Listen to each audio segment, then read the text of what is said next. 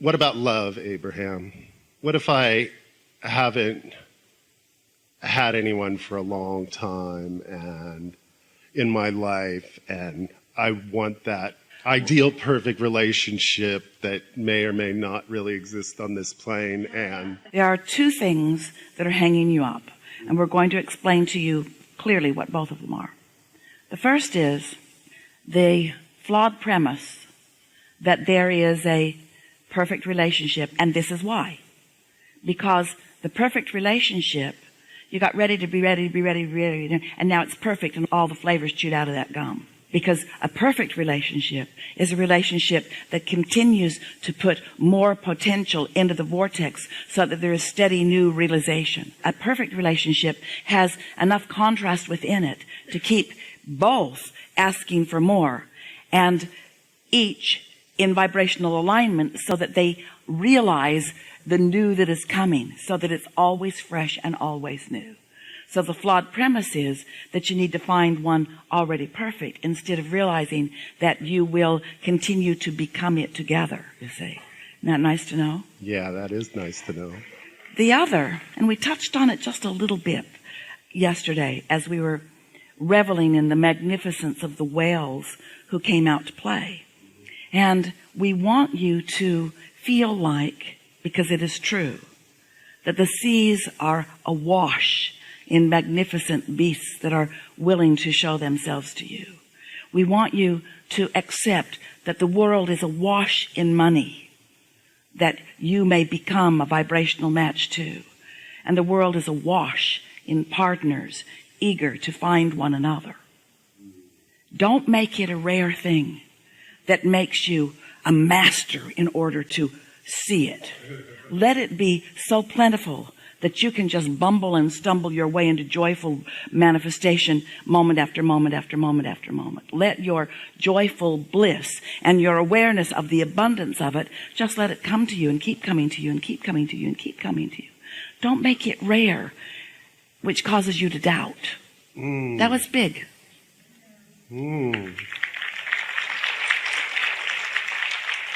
Because every time you've lived something that caused you to ask for a little bit of this or a little bit of this or a little bit of this, some companionship or a good conversation or someone to share a meal with or someone to continue a lifetime joke with or. There are all of these wonderful things that are part of these relationships. And as you move through your day, and you have been for a while, you've been creating this relationship, but in the process of it, because so often humans are knowing what they're asking for and also noticing that it hasn't come yet. You started to say that and we kind of cut you off. So you put a desire and an equal resistant thought in there together. And when you begin to notice the abundance of resistant thoughts, then you understand why it's taking longer than it needs to. It's only the resistant thoughts. And resistant thoughts start with people saying, oh, well, they're hard to come by, or perfect relationships are hard to find. And that is not true.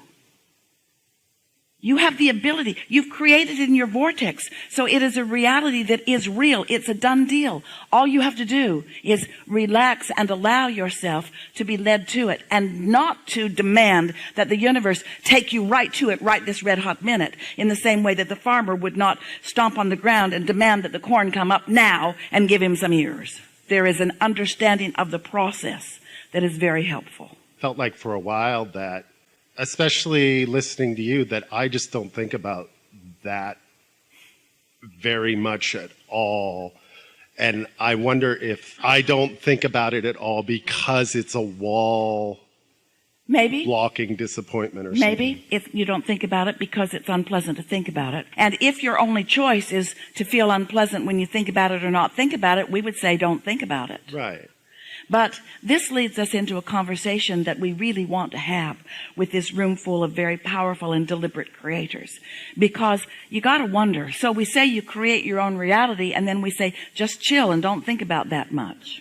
Then we say, get into the receiving mode. And then we explain to you, you have already created it. You've already created it. In other words, step 1 caused you to ask for it. And step 2 caused it to become a vibrational reality. So it is already done. And you just have to put the finishing touches on by becoming a vibrational match to it. But there's another piece of this that you've just introduced into the conversation that is such an important conversation to have.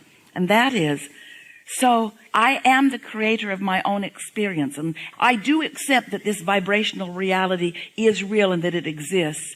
And isn't there some value in my now focusing what's in my vortex? And we say, if you can feel good while you anticipate the unfolding of what's in your vortex, then that is such a lovely way to live.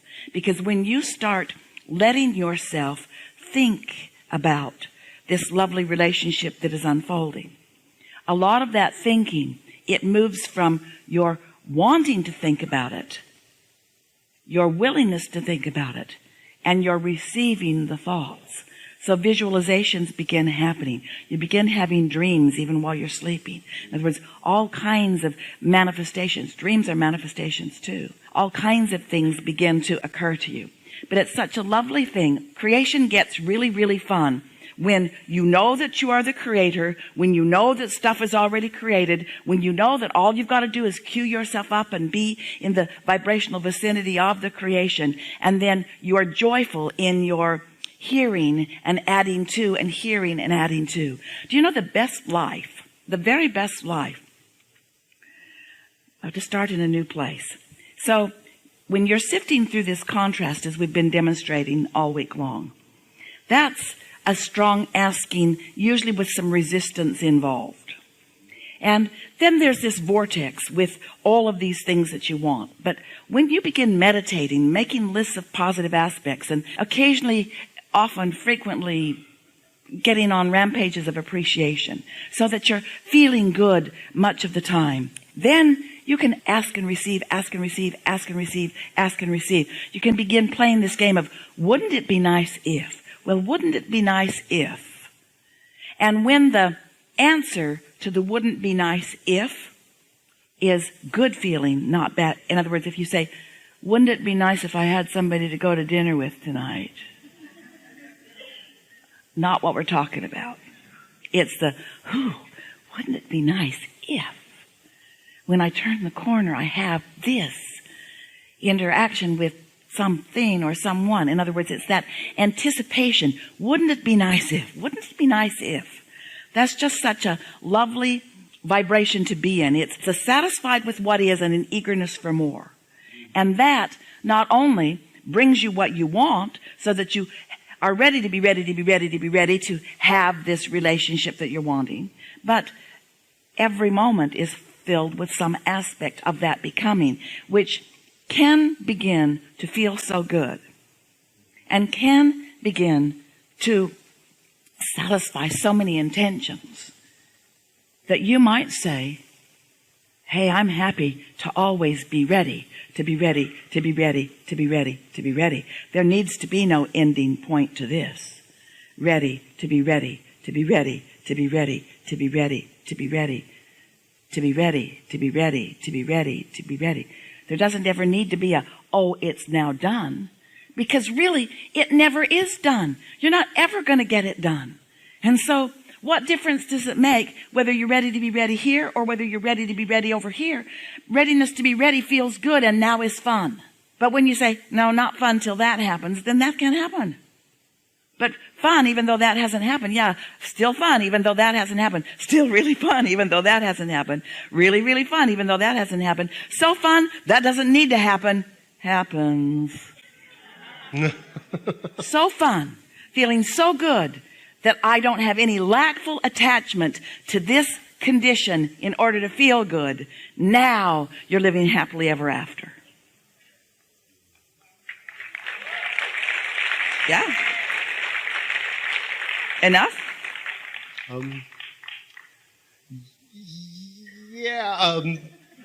So that hasn't felt good before. So I stopped thinking about it, but I don't have to worry about that anymore because I'm over here That now. was before we had this conversation. Yeah, right. That was then. And that's why we don't want you to go back. That's old stuff. Regurgitate, explaining, well, I feel now because is like unnecessary and not all that helpful. But wouldn't it be nice if? That's a whole different vibrational stance, isn't it? There's a eager, optimistic, looking, and there's an asking in that, isn't there? Wouldn't it be nice if? Wouldn't it be nice if?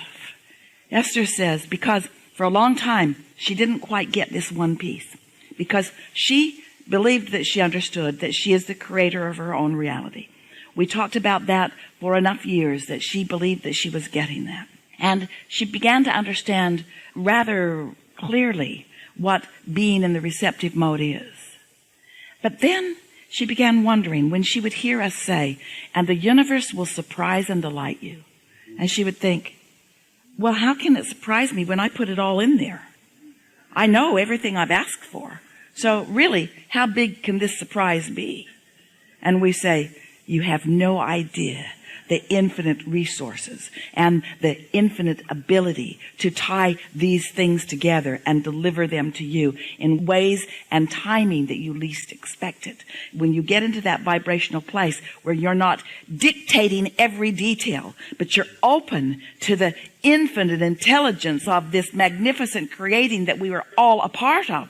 So when we say, you create your own reality, hear this. You create your own reality, but who is the you that we are talking about?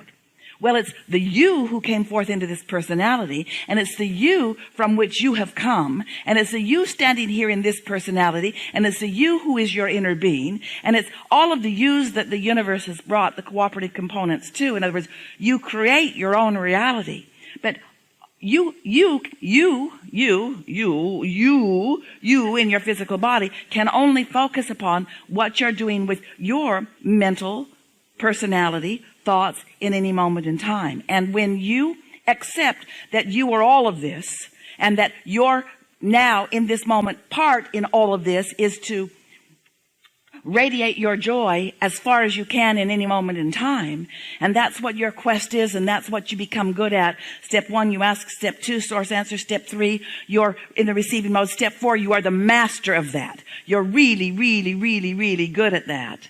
And step 5 is you're so good at it that when you slip back into step 1, you don't even care because you know that that's what the process is.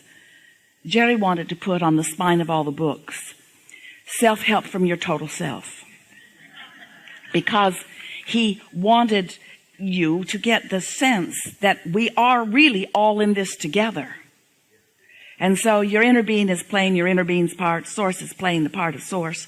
All the cooperative components are playing the part of all the cooperative components. And your part is just to chill as much as you can chill and positively anticipate as much as you can positively anticipate. And be awake. Get out of bed. Get out there where the world is. Be alive in the world. Be eager in the world. Be accessible to source energy to put you in the right place at the right time with a never-ending stream of inspiration and impulse. That's a good suggestion. And don't forget about the fairies of the universe. I love that part of the cerebrus. Oh, the fairies of the universe. The fairies of the universe, all of these cooperative components, all these balanced counterparts. For every desire you have, there is an answer to it out there in the world. And they're already hooked up. All you got to do is hook up. And all that your vortex is already hooked up will then stream into your experience. Thank you so much. Really good. Really, really good. Really good.